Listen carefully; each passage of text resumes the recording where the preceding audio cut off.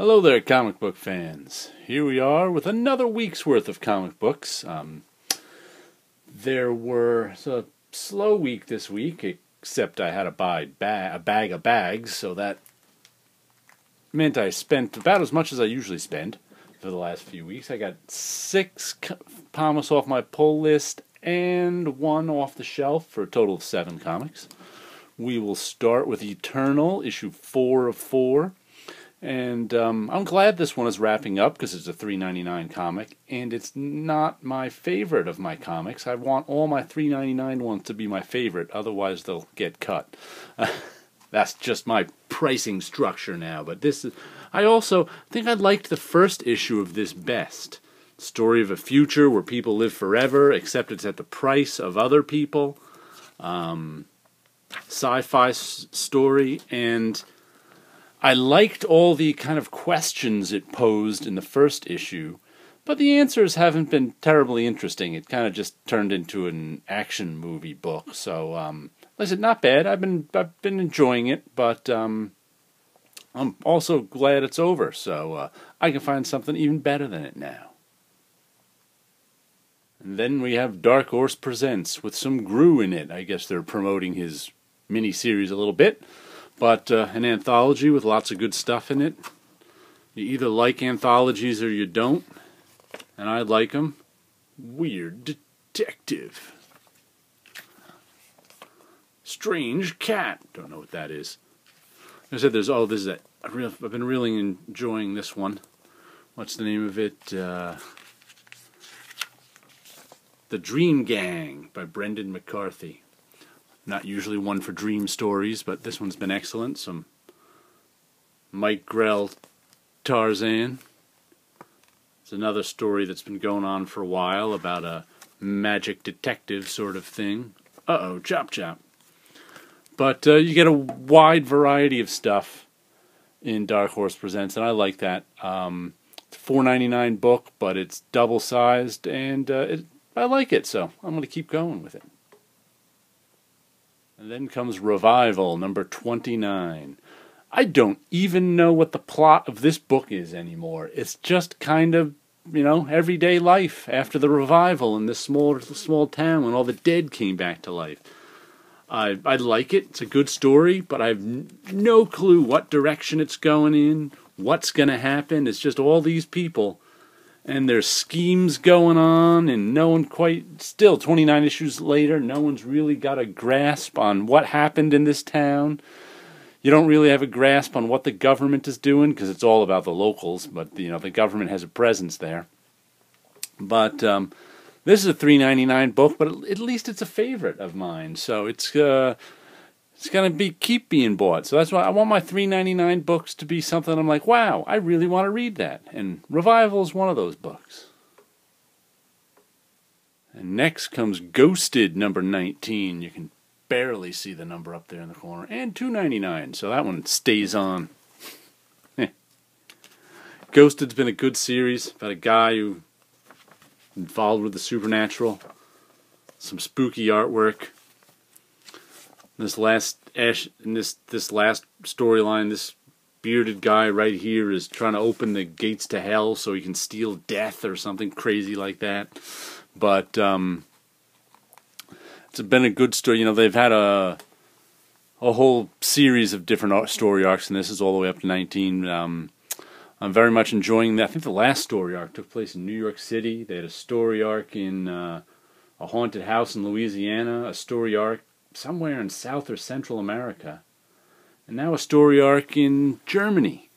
So I guess it's an international book, but one I enjoy. If you like ghost stories and the supernatural, this is one to check out. Next comes The Fade Out, number 5 by Brubaker and Sean Phillips, and this is a one I get at any price. It's $3.50, but The Fade Out is, there's your cast of characters. See all those mugs? Nothing but trouble. A noir piece set in old Hollywood where the studio system still exists. Guys in ties and suspenders and walk around and smoke all the time. And death and murder cover-ups and nebbishy writers and hot actresses. All sorts of fun stuff goes on in the Fade Out. Yeah, I can't recommend this one highly enough, or all of Brubaker and Phillips' stuff highly enough. They're one of my favorite creative teams. Their Fatale was excellent. All the way back to Sleeper, Season 1 and 2 were excellent, and the Fade Out continues to be excellent. Then we go with Stray Bullets, number 3. Sunshine and Roses, number 3. But jump on any Stray Bullets you can, anywhere. They got lots of trades of it. They got issues. Jump on it. You can jump on in any part of the story and catch on, because he's always telling different stories about, sometimes the same cast of characters, sometimes different ones in different time eras, and he skips around from here to there, but you can jump on anywhere and catch on, because the stories are fairly simple. Nice black and white artwork. He often uses this, an 8-panel grid for Stray Bullets. That's what he works off of for this. So if you notice, everything is a variation of that 8-panel grid. Sometimes he sticks with it tightly, like here. Sometimes he gives you makes that bottom half of the page one panel.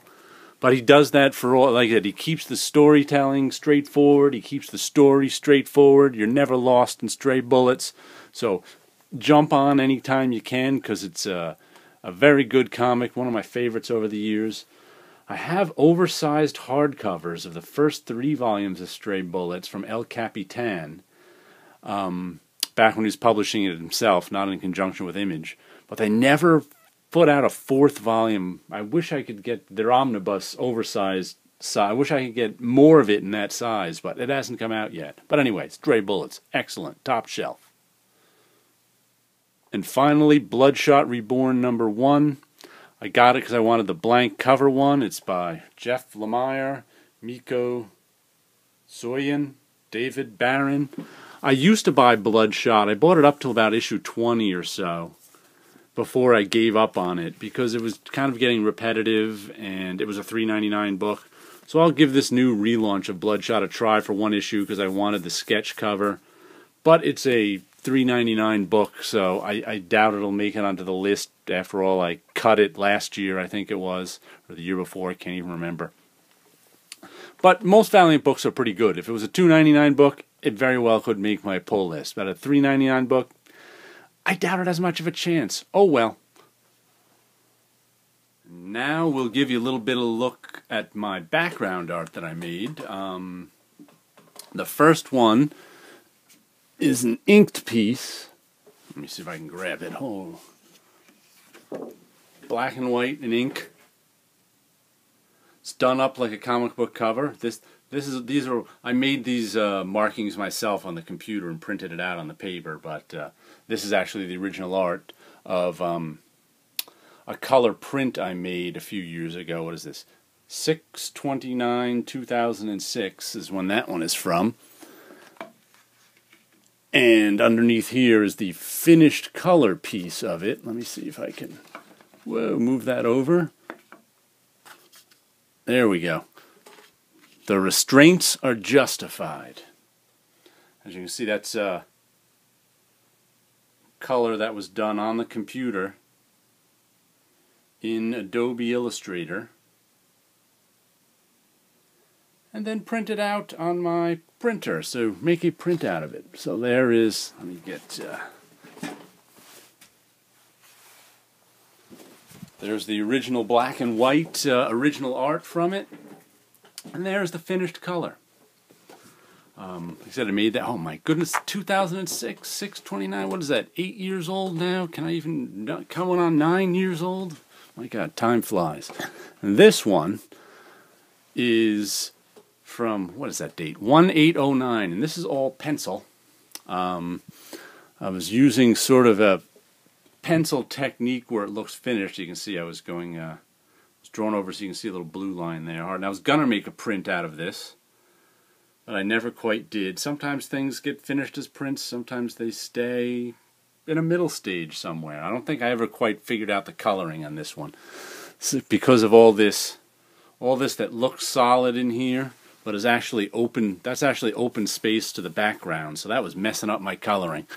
I got to figure out what to do with that one of these days, but you know, been sitting around since January '09, so I don't know how fast I'm going to be figuring that out. I've worked on plenty of stuff since then. But anyway, there's a little look at my background art, and I will catch all you guys with a new pull list next week.